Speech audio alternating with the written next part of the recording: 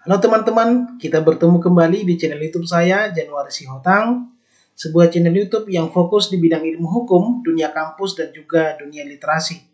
Pada video kali ini, saya akan membuat sebuah video pembelajaran di bidang ilmu perundang-undangan, karena kalau teman-teman kembali menonton video pertama di channel YouTube ini, saya sudah mengatakan bahwa salah satu konten utama dari channel ini adalah video pembelajaran. Kenapa ini harus saya buat? Karena memang latar belakang saya adalah seorang akademisi di bidang hukum tata negara, maka video-video pembelajaran yang saya buat nanti juga berhubungan dengan bidang hukum tata negara. Beberapa mata kuliah tersebut misalnya adalah hukum tata negara, hukum pajak, perbandingan hukum tata negara, hukum dan hak asasi manusia, ilmu negara, Kapitalis Rekta Hukum Tata Negara, dan tentu ilmu perundang-undangan maupun legal drafting. Video pembelajaran ini sangat penting bagi teman-teman, terutama karena pada saat ini adalah masa pandemi di mana kita belajar secara daring. Jadi video ini bisa sebagai pembuka cakrawala berpikir bagi Anda, atau bisa juga sebagai pembanding dan pelengkap bagi materi kuliah yang sudah Anda dapatkan dari dosen saudara. Nah, video ini juga bisa bermanfaat bagi teman-teman yang bukan mahasiswa Fakultas Hukum, tetapi memiliki ketertarikan di bidang ilmu hukum. Bagaimanapun sebagai warga negara yang baik, ya Anda harus mengetahui bagaimana proses pembentukan hukum ataupun peraturan perundang-undangan yang ada di negara kita. Dalam video pembelajaran ini saya mengacu materi perkuliahan yang ada di Universitas Terbuka, karena kebetulan saya adalah tutor online di Universitas Terbuka untuk mata kuliah ilmu perundang-undangan, dan saya juga merupakan penyusun materi perkuliahan bagi mahasiswa Fakultas Hukum, Ilmu Sosial, Ilmu Politik di Universitas Terbuka, khususnya mata kuliah ilmu perundang-undangan. Dan itu saya buat pada tahun 2018 yang lalu. Oleh karena itu, mungkin dari segi pengelompokan materi, materi pembelajaran ini agak berbeda dengan materi pembelajaran yang ada di Fakultas Hukum pada umumnya. Karena di Fakultas Hukum yang lain, pertemuan itu ada 14 kali, sedangkan di Universitas Terbuka pertemuannya dalam satu semester adalah 8 kali. Walaupun beda dalam hal pengelompokan materi, tapi kalau substansinya pada dasarnya adalah sama. Jadi tidak ada masalah sesungguhnya di sana. Nah, sebagaimana materi pembelajaran pada umumnya, kita akan mulai dengan pengantar ilmu pengetahuan perundang-undangan. Dalam pengantar ilmu pengetahuan perundang-undangan ini kita awali dari istilah dan pengertian ilmu perundang-undangan. Tapi sebelum itu teman-teman, saya harus menjelaskan dulu kepada Anda bahwa yang namanya istilah dan pengertian itu memiliki makna yang berbeda. Istilah itu secara sederhana bisa kita katakan sebagai sebutan lain. Jadi ketika ada satu objek, tentu kita berbeda menyebutnya dengan orang lain menyebutnya. Orang Indonesia bisa menyebut mobil, tapi kalau misalnya negara lain di Inggris misalnya, mereka tidak menyebut sesuatu itu adalah mobil, tapi dengan car dan segala macam gitu. Nah, artinya bahwa perbedaan istilah itu bisa terjadi karena ada dua faktor. Yang pertama karena ada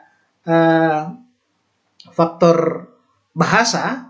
Jadi kalau berbeda bahasanya maka kemungkinan besar istilahnya juga berbeda. Tapi ada juga faktor yang kedua, yaitu karena karena titik fokus daripada hal yang diambil dari objek itu. Saya kasih satu contoh, misalnya hukum tata negara. Hukum tata negara di Indonesia itu kan mempelajari bagaimana hubungan antara warga negara dengan negara, mempelajari bagaimana struktur daripada ketatanegaraan di Indonesia. Sedangkan di Inggris misalnya, hukum tata negara itu disebut dengan constitutional law, hukum konstitusi. Berbeda dengan di Indonesia, kalau hukum konstitusi itu adalah bagian dari hukum tata negara. Sedangkan di Inggris, hukum konstitusi itu adalah ya hukum tata negara itu sendiri gitu loh. Nah, kenapa di Inggris berbeda penyebutannya dengan di Indonesia? Karena tentu yang pertama bahasanya sudah berbeda. Kemudian yang kedua, titik fokusnya juga berbeda. Jadi kalau misalnya di Indonesia, hukum tata negara itu berbicara segala sesuatu yang berhubungan dengan norma-norma hukum tata negara, bisa itu struktur negara, hak asasi manusia, dan yang lain-lain. Sedangkan di Inggris, ya hukum tata negara itu berbicara dari aspek konstitusi, makanya dikatakan sebagai hukum konstitusi. Itulah yang saya katakan bahwa istilah itu bisa terjadi karena perbedaan bahasa dan juga perbedaan titik fokus terhadap satu objek. Itu. Sedangkan pengertian itu adalah makna, ya. Apa arti daripada objek itu? Saya katakan tadi misalnya hukum tata negara yaitu hukum yang mempelajari mengenai struktur negara, hukum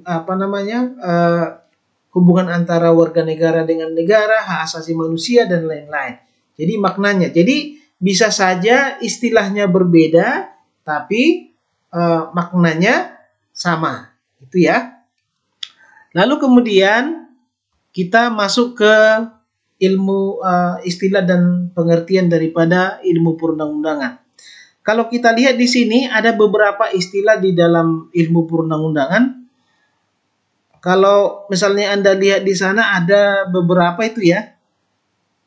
Ada dari Burkhard Krems, ada Peter Noll, ada Jurgen Ruding, kemudian ada Van der Velden, dan ada Hamid S. Atamimi. Jika dilihat dari atas sampai ke bawah itu ada beberapa perbedaan. Yang perbedaan itu bisa terjadi karena memang yang pertama perbedaan bahasa. Kalau yang di atas itu Burkhard Krems mengatakan bahwa ilmu negara itu adalah Gesetzgebungswissenschaft, ya. Ini adalah bahasa Jerman.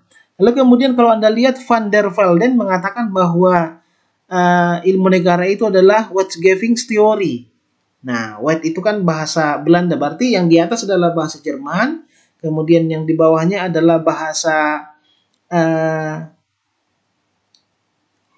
Belanda, sedangkan yang di bawah itu adalah Hamid Atamimi mengatakan bahwa istilah daripada ilmu perundang-undang itu adalah ilmu pengetahuan perundang-undangan. Nah, Hamid S. Atamimi ini teman-teman, ya beliau adalah perintis mata kuliah ilmu perundang-undangan di Indonesia dengan jasanya yang sangat luar biasa di dalam mengembangkan ilmu pengetahuan perundang-undangan, maka banyak menyematkan sebutan kepada Profesor Hamid S. Atamimi sebagai Bapak Ilmu Perundang-undangan di Indonesia. Oke, kalau tadi kita sudah belajar mengenai istilah daripada ilmu pengetahuan perundang-undangan, maka kita akan melanjutkan mengenai pengertian ilmu pengetahuan perundang-undangan. Jika Anda lihat di dalam layar atau slide, bahwa ilmu pengetahuan perundang-undangan itu menurut Burkhard Krems, ya saya ambil salah satu ahli, pengertian dari ahli, bahwa ilmu pengetahuan perundang-undangan itu adalah ilmu pengetahuan tentang pembentukan peraturan negara yang merupakan ilmu yang bersifat interdisipliner. Jadi di situ Anda lihat saya buat warna yang berbeda untuk dua hal. Yang pertama pembentukan peraturan negara, dan yang kedua adalah bersifat interdisipliner. Nah, kenapa yang dua ini harus saya buat warna yang berbeda? Karena kalau Anda mau membuat pengertian ilmu pengetahuan perundang-undangan, ada dua hal yang harus Anda pahami. Yang pertama, bahwa ilmu pengetahuan perundang-undangan itu adalah ilmu yang berbicara mengenai pembentukan peraturan negara. Peraturan negara itu apa saja? Peraturan negara itu sangat banyak, teman-teman, ya. Ada mulai dari undang-undang dasar, kemudian undang-undang, peraturan pemerintah, peraturan presiden, peraturan lembaga-lembaga negara yang lain, misalnya peraturan MPR, peraturan DPR, peraturan daerah, hingga kepada peraturan terendah, baik itu peraturan desa dan lain-lain. Itu dia. Jadi ilmu pengetahuan perundang-undangan itu dia berbicara mulai dari pembentukan peraturan dari yang paling tinggi sampai peraturan yang paling rendah. Kemudian yang kedua, dia bersifat interdisipliner. Apa maksudnya interdisipliner? Berarti bahwa ilmu pengetahuan perundang-undangan ini sangat terkait dengan ilmu-ilmu yang lain. Dia bukan ilmu yang berdiri sendiri. Saya kasih dua contoh saja yang paling sederhana, bahwa ilmu pengetahuan perundang-undangan ini sangat terkait erat dengan ilmu politik dan ilmu sosiologi. Bagaimana bisa? Ya, contohnya begini. Kalau kita lihat bahwa pembentukan peraturan di satu daerah ataupun satu negara itu sangat terkait dengan kondisi sosial dan politik di daerah atau negara tersebut. Misalnya, kalau negara tersebut merupakan dari segi sosialnya merupakan negara yang sangat kental agamanya, maka peraturan-peraturan yang dibentuk di negara itu juga sangat kental dengan nuansa agama. Atau kalau misalnya di suatu negara itu konfigurasi politiknya mayoritas adalah bernuansa komunis misalnya, ini hanya sebagai contoh ya, maka peraturan-peraturan yang dibentuk juga itu sangat terkait atau bernuansa komunis. Itu dia. Jadi ada dua hal tadi ya, bahwa ilmu pengetahuan perundang-undangan itu berbicara mengenai pembentukan peraturan negara mulai dari yang paling tinggi sampai yang paling rendah, dan juga dia sangat terkait dengan ilmu-ilmu yang lain atau disebut dengan interdisipliner. Ya. Lalu dari pengertian ini, maka Burkhard Krebs mengatakan bahwa ilmu pengetahuan perundang-undangan itu dibagi atas dua. Ada teori peraturan perundang-undangan, ada ilmu perundang-undangan. Kalau kita berbicara teori perundang-undangan, ini berbicara mengenai asas-asas ataupun dasar-dasar dalam pembentukan peraturan perundang-undangan. Ya. Sedangkan kalau kita berbicara nomor dua, ilmu perundang-undangan, inilah prakteknya bagaimana pembentukan peraturan perundang-undangan itu yang bersifat normatif. Nah, kalau kita berbicara praktik, tentu tidak bisa dilepaskan dari yang tiga hal ini. Ya, Anda lihat di situ bahwa ilmu perundang-undangan itu kemudian dibagi dalam tiga hal, yaitu proses perundang-undangan, metode perundang-undangan, dan teknik perundang-undangan.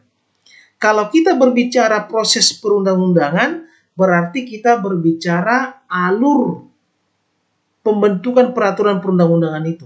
Misalnya kalau di Indonesia, alur pembentukan peraturan perundang-undangan itu ya dimulai dari perencanaan, kemudian penyusunan, pembahasan, persetujuan, dan pengundangan. Jadi direncanakan dulu kira-kira undang-undang apa yang mau dibentuk selama 1 tahun ini atau selama 5 tahun masa jabatannya.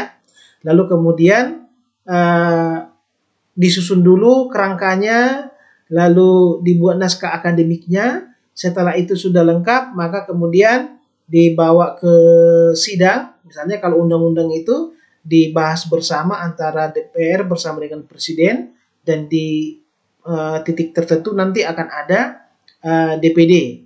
Ya, nanti di bab-bab selanjutnya kita akan pelajari ini. Lalu setelah dibahas tentu akan ada persetujuan. Setelah itu disetujui, maka kemudian akan diundangkan atau diumumkan kepada seluruh rakyat Indonesia bahwa sudah ada undang-undang A, B, C, dan D. Itu dia proses perundang-undangan. Lalu metode perundang-undangan. Metode itu kan cara. Cara membentuk undang-undang itu seperti apa? Oh, bisa saja misalnya berbagai hal ya dimasukkan di dalam satu bagian atau satu undang-undang tersendiri, misalnya KUHP, yang berbau tindakan pidana, baik itu membunuh, mencuri, apa dan segala macam, itu digabungkan dalam satu undang-undang, yaitu Kitab Undang-Undang Hukum Pidana. Atau misalnya yang berbau pemilu, apakah itu pemilu presiden, pemilu DPR, DPD, itu kemudian digabungkan dalam satu undang-undang pemilu. Itulah yang dikatakan di situ ada namanya kodifikasi. Ya, itu metodenya. Sekarang ini kita sering mendengar yang namanya Omnibus Law. Nah, ini juga salah satu metode. Jadi berbagai hal yang terkait dengan lapangan kerja atau ketenaga kerjaan misalnya yang sedang hangat dibahas saat ini, itu dimasukkan. Apakah dia bagaimana cara untuk menyediakan lapangan pekerjaan, bagaimana penggajian, bagaimana kontraknya dan segala macam, itu semua diatur di dalam rancangan Undang-Undang Cipta Kerja. Itu metode ya. Terus kemudian yang ketiga ada teknik perundang-undangan. Teknik ini lebih kepada bagaimana cara untuk menyusunnya. Misalnya bagaimana membuat kalimatnya supaya dia tidak multitafsir, ya. Bagaimana membuat kata-katanya itu supaya lebih mudah dipahami. Itu kepada teknik peraturan perundang-undangan. Jadi ketika tadi kita sudah membahas mengenai istilah dan pengertian ilmu perundang-undangan, maka kita akan masuk ke istilah daripada peraturan perundang-undangan itu sendiri. Kenapa saya harus masuk ke sini? Karena memang istilah peraturan perundang-undangan di Indonesia itu mulai dari Indonesia merdeka sampai saat ini itu sangat beragam ya. Di situ saya buat itu ada perundang-undangan, ada perundangan, ada peraturan perundang-undangan, ada peraturan negara. Nah, pertanyaannya kemudian adalah, lalu istilah apa yang digunakan di Indonesia saat ini? Nah, mengacu kepada ketentuan di dalam Undang-Undang Dasar Negara Republik Indonesia tahun 1945 bahwa istilah yang digunakan saat ini di Indonesia adalah peraturan perundang-undangan. Apa dasarnya? Misalnya bisa Anda lihat di dalam pasal 24 ayat 1 Undang-Undang Dasar 1945 yang mengatakan bahwa Mahkamah Agung berwenang menguji peraturan perundang-undangan terhadap di bawah undang-undang terhadap undang-undang. Nanti Anda bisa lihat di Undang-Undang Dasar Saudara. Kemudian yang kedua ada pasal 28 I ayat 5 ya. Di sini dikatakan bahwa pelaksanaan hak asasi manusia itu diatur melalui peraturan perundang-undangan. Jadi tetap ada peraturan perundang-undangannya. Kemudian yang ketiga adalah pasal 1 aturan peralihan Undang-Undang Dasar Negara Republik Indonesia tahun 1945. Di sana dikatakan bahwa peraturan perundang-undangan yang masih berlaku itu tetap berlaku selama belum ada yang menggantikannya. Jadi ada tetap frasa peraturan perundang-undangan. Itulah istilah peraturan perundang-undangan di Indonesia. Nah, lalu kemudian apa pengertian peraturan perundang-undangan itu? Kalau kita berbicara mengenai pengertian peraturan perundang-undangan seperti yang ada di slide, yaitu merupakan peraturan tertulis yang memuat norma hukum yang mengikat secara umum dan dibentuk atau ditetapkan oleh lembaga negara atau pejabat yang berwenang melalui prosedur yang ditetapkan oleh peraturan perundang-undangan. Jadi, kalau Anda lihat di dalam slide bahwa itu saya buat berbagai macam warna. Ada warna hitam, warna hijau, pink, dan merah ya. Nah, saya tidak sembarangan membuat warna-warna tersebut karena jenis warna tersebut melambangkan adanya aspek-aspek ataupun pokok-pokok pikiran utama yang menjadi unsur-unsur dari pengertian peraturan perundang-undangan itu. Dari pengertian tadi, maka kita jabarkanlah bahwa yang pengertian daripada peraturan perundang-undangan itu dijabarkan menjadi 4 bagian. Ya, yang pertama adalah peraturan tertulis. Ya, kalau dikatakan peraturan tertulis, kan peraturan di Indonesia itu terbagi ada 2 ya, hukum itu ada dua. Ada peraturan yang tidak tertulis, ada peraturan tertulis. Peraturan yang tidak tertulis itu apa? Yang misalnya kebiasaan, lalu kemudian hukum adat, dan lain-lain. Sedangkan peraturan tertulis itulah peraturan perundang-undangan. Saya katakan tadi mulai dari undang-undang dasar atau konstitusi, undang-undang, sampai peraturan terendah yaitu peraturan desa. Jadi peraturan perundang-undangan itu dia yang pertama harus tertulis. Kemudian yang kedua dibentuk oleh lembaga atau pejabat yang berwenang. Jadi sebuah peraturan perundang-undangan itu sah kalau dia dibuat oleh pejabat yang berwenang. Misalnya nanti di dalam undang-undang dasar akan diatur yang membuat undang-undang itu siapa, yaitu presiden bersama dengan DPR, lalu di tahap tertentu nanti ada DPD. Lalu kalau misalnya ada bupati yang ikut membuat undang-undang, bisa nggak? Itu tidak bisa karena dia tidak berwenang untuk itu, ya. Atau misalnya peraturan presiden dibuat oleh gubernur, itu bisa? Tidak, karena memang yang berwenang untuk membuat peraturan presiden adalah presiden sendiri. Atau saya balik, kalau misalnya ada peraturan gubernur tapi dibuat oleh presiden, apakah bisa? Tidak, karena memang peraturan gubernur harus dibuat gubernur karena dialah yang berwenang untuk itu. Itu ya. Kemudian yang ketiga, mengikat secara umum. Jadi peraturan perundang-undangan itu harus mengikat secara keseluruhan masyarakat, bukan individu. Makanya nanti Anda harus bisa membedakan yang mana peraturan, yang mana SK atau surat keputusan. Kalau dia peraturan berarti dia mengikat secara umum. Kalau dia surat keputusan hanya mengikat kepada orang-orang yang disebutkan di dalam SK itu. Ya, atau misalnya Anda bekerja di satu instansi, lalu kemudian ada keluar SK, maka SK itu hanya mengikat kepada yang disebutkan si A, B, C, dan D. Sedangkan si E apakah tunduk kepada SK tersebut? Tidak, karena dia tidak disebutkan secara konkret di dalam SK tersebut. Oke. Kemudian yang keempat, materinya tentang aturan ataupun pola tingkah laku, ya. Jadi kalau isi daripada peraturan perundang-undangan itu bisa berupa suruhan maupun larangan. Setiap orang yang misalnya setiap orang yang melakukan tindakan pencurian akan dihukum sekian, yang melakukan pembunuhan akan dipenjara ataupun dihukum seumur hidup ataupun dihukum mati. Nah, itu dia. Jadi aturan tingkah laku ataupun tindakan yang dilakukan oleh manusia maupun badan hukum, ya.